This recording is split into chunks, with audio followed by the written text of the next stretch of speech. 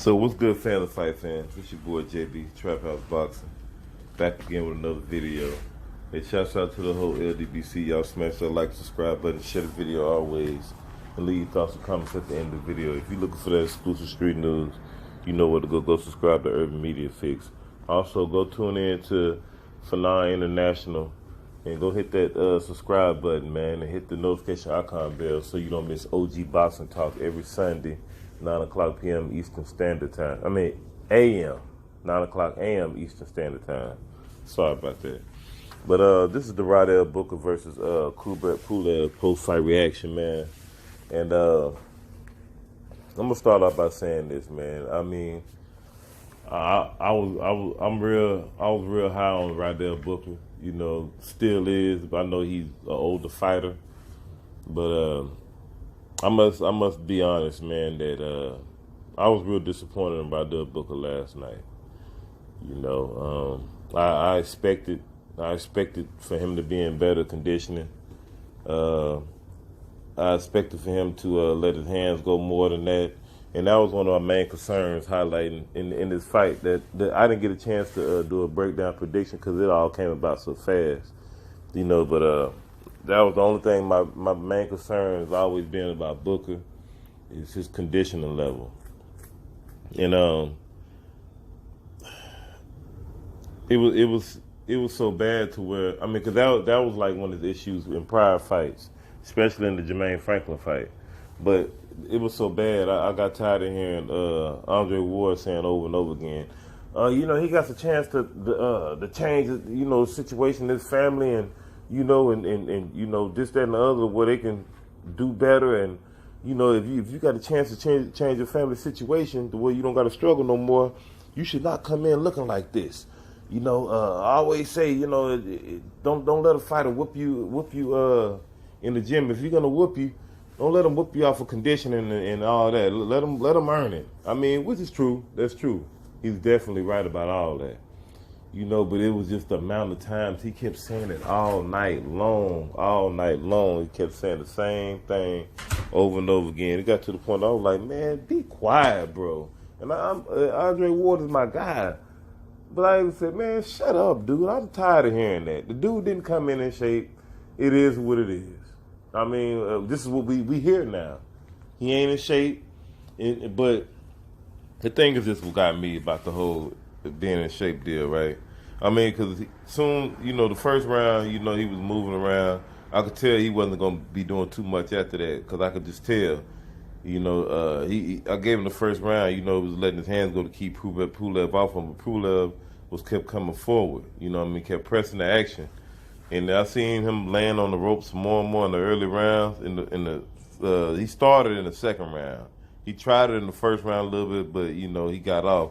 But the second round came, he started laying on the ropes more and more and more. You know, I was like, oh, gosh, here we go.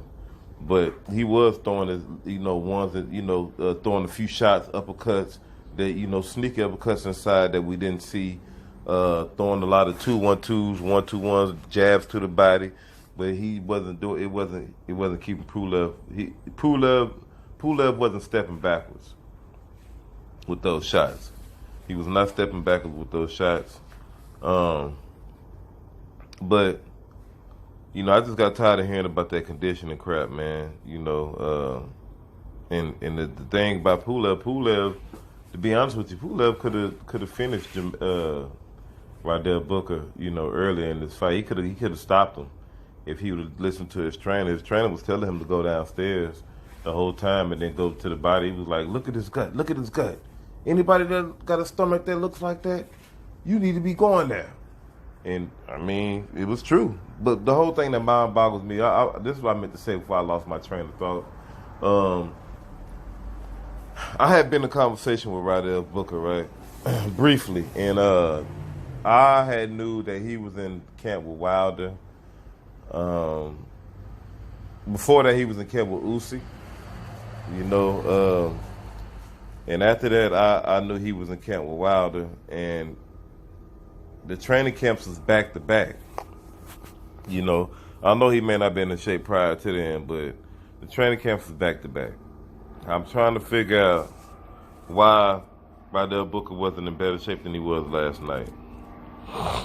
You know, every time I see him on Instagram or something like that, he always in the gym training and doing this, but I mean the conditioning didn't show last night. You know, it definitely didn't show.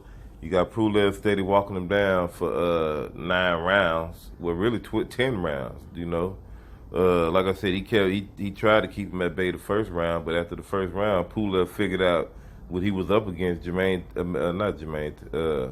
Rydell Booker didn't change up anything, you know, to make Pullev do anything different, you know. And Jermaine Taylor was complaining about the head, the forearm and all that, which Pullev was using his forearm a lot. He was doing a lot of holding and using his forearm and all that. But when it's on the line like this, bro, you already this should be your coming out party.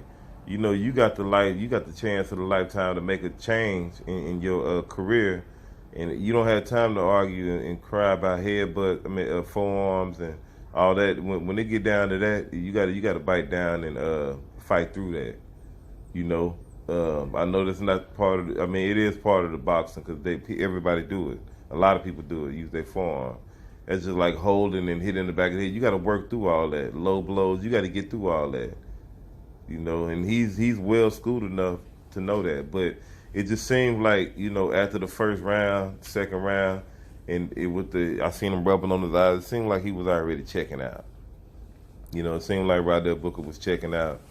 And you know, I am gonna give some constructive criticism. You know, because this is what I do. I analyze fights. I watch fights.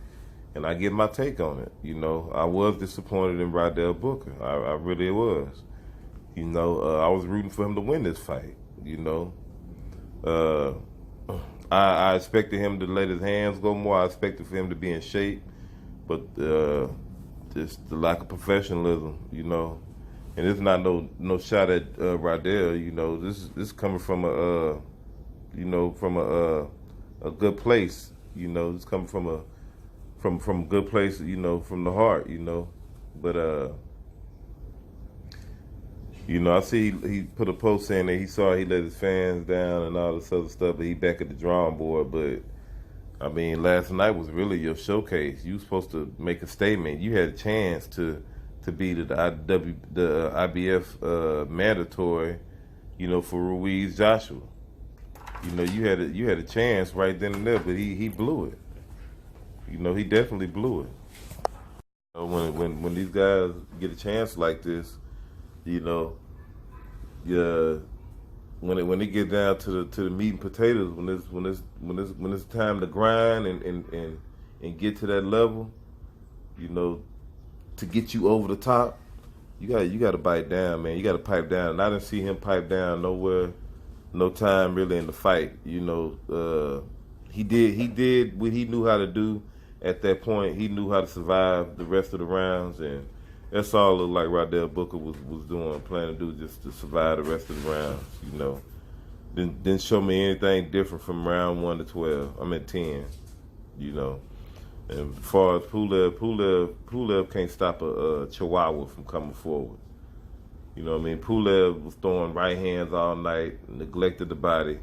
Made his work harder than what it was. He was just throwing straight 1-2, 1-2, 1-2, 1-2 all night long. And due to Rydell Booker's fatigue, conditioning level, he couldn't do nothing but just lay on the ropes and just rest. You know, rest on the ropes. That was his way of, you know, surviving in the fight. You know, Rydell Booker is an old crunk gym fighter, so he knows all those little tactics, how to. You know, those little veteran crafty tactics, how to stick around and, you know, survive a fight and all that. He knows how to do all that. You know, that's why, that's another reason why Pullev couldn't get him out of there. But if Pullev would have if he'd have went downstairs consistently, he would have got Booker out of there. Because every time he hit Booker downstairs, Booker body language would tell you that he would react to, you could tell he didn't like it. But Pullev was so he was hand hunting so bad, he was head hunting thirsty, to where every time he was catching Booker, you know, through the guard and all that with the 1-2 and the looping right around the guard, but Booker was just sitting there on the ropes eating them. He was eating them all day. So, He should have did what got Booker's attention was go downstairs and stay downstairs. You know. But oh well, we got Pullev in the way at the IBF. Somebody finna knock him out next. But y'all let me know what y'all think about the whole Booker versus Pullev post-fight reaction. And did you see the fight? Let me know what you think. Leave your thoughts, comments at the end of the video. Holla at y'all. Peace.